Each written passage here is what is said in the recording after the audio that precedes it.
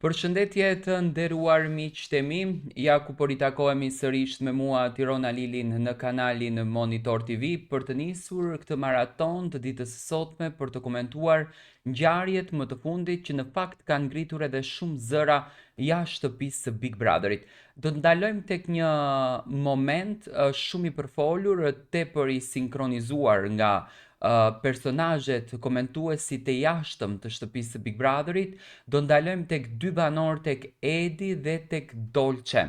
Dy banorët e asaj shtëpie që me një veprimin e tyre kanë bërë një video virale që jam sigurisht i bindur që do të trajtohet hënën si temë dhe do të ketë një anë sqarimi për anës së tyre se çfarë Edi ka dhënë Dolces në dorë. Janë përfolur shumë fjalë lart edhe poshtë, domethënë përflitet që brenda shtëpisë së Big Brotherit përdoren edhe lëndë narkotike si droga që banorët e konsumojnë dhe në atë moment pranë makinës së kafes në verandë Edi i jep Dolces drog. Të paktën kështu u tha. Dhe më pas Edi largohet, do me thënë si pas të tjerve Dolcia përdorën lëndë narkotike. Tani duke e ditur unë se si funksionojnë ligjet e Big Brotherit dhe se si funksionojnë ligjet e një medjes që reptësisht, do me thënë, e ka të ndaluar një fenomen të këtillë sepse bllokohet platforma digjitale, nuk mundet më të transmetohet. Nuk ma merr mendja që Big Brother do të toleron një gest të këtillë, do të toleron një moment të këtillë.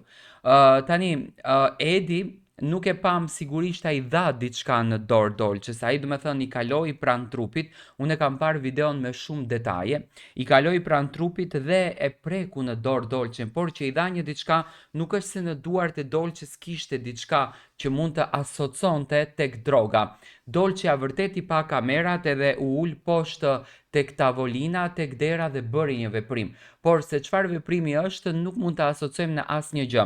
Tani në qoftë se Edi, të supozojmë që mund t'i ketë dhënë drog Dolces, ku e ka marrë atë drogën Edi, do me thënë i bie që produksioni ja ka dhënë Edit dhe Edi ja ka dhënë Dolces, do me thënë është e pa imagjinueshme.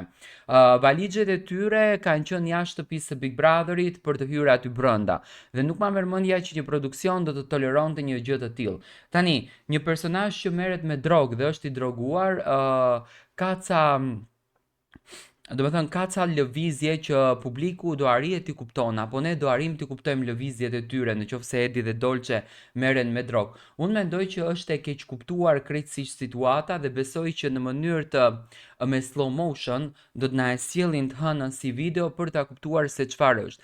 Edi ka qenë dhe vitin e kaluar pjesë e Big Brotherit, nuk është një djalë që njihet për fenomene të këtilla, sepse zakonisht njiheshte për fenomene të këtilla, këto historitë do të kishin dalur edhe jashtë shtëpisë së Big Brotherit, sepse Edi ka qenë vjet, pati një mbështetje të jashtëzakonshme, pati një mbështetje shumë të mirë nga ana e publikut, por edhe këtë vit ka një mbështetje të jashtëzakonshme. Ndoshta mund t'i ketë dhënë ndonjë gjë tjetër që ndërlidhet me sheqerin etj, por nuk ma merr mendja që është një fenomen i këtill. Unë kërkoj nga produksioni që ta sqarojë një herë mirë këtë si situatë, sepse mendoj që gjërat e keqkuptuara mund të sjellin keqkuptime edhe te publiku.